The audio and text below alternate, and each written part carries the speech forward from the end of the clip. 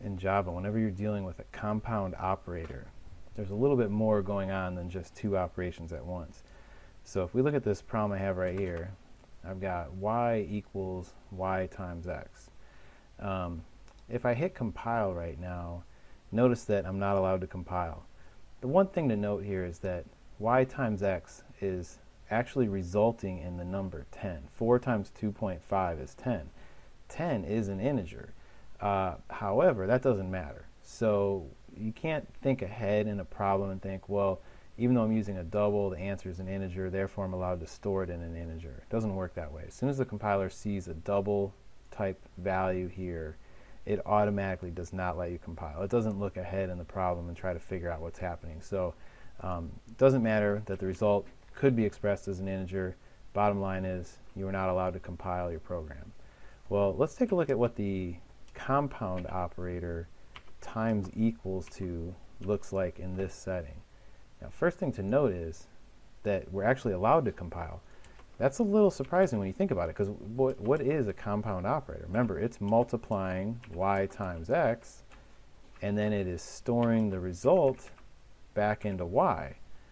Well, that's the exact same thing I was trying to do right here, and I wasn't allowed to compile. Now I am. So why is that?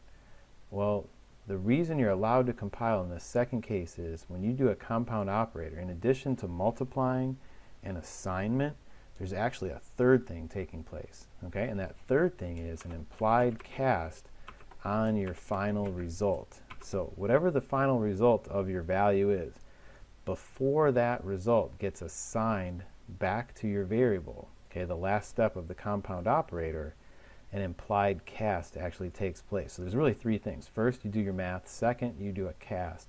And third, you do the assignment. So a compound operator is actually doing more than two things, like we said the other day. It's actually doing three things. So let's see what we get for an answer here. Do we get 10? Do we get 10.0? Okay, let's see. Okay, we get 10. And 10 is expressed as an integer. That shouldn't surprise us because that makes sense because the variable itself was an integer variable, y. Okay, so we should get an integer answer. All right, now let's change the values here. Let's make y worth 11. Let's make x worth 3. And let's say y divide equals x plus 1. And we could even make it 1.0 if we wanted. Okay, we'll really emphasize the fact that we're talking about a double. Okay, so we can make this 3.0. Okay, so we're definitely talking about doubles on the right. We have a division problem. Let's see, can we compile? Yes. Okay, so first thing, might be a little surprised that we're even allowed to compile, because once again, we've already declared y as an integer.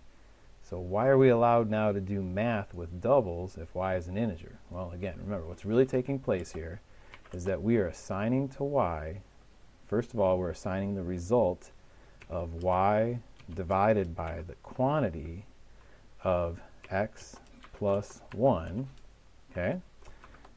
Now, notice that I put those parentheses there. Well, remember we talked about the other day. Even though division comes before addition in a math class, when you're talking about a compound operator, your addition actually has higher precedence than the compound operator. So this addition is going to take place first, okay, before the division, and then at the very end of the problem, we're going to see an implied cast take place on our answer. So what's going to print right here? Let's think about this. We're going to put 3 here. Okay, we're going to put 11 here. So that's 11 divided by 4. Okay, so 11 divided by 4 is 2.75. But then that 2.75 is going to be cast to an integer. So I think we're going to see the number 2 print on the screen. Let's see what we get. Okay, we got an integer of 2.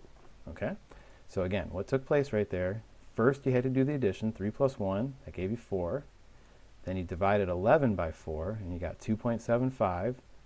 And then that number was cast back to an integer, and then that was stored into y. Y could only accept an integer, so we had to give it back an integer.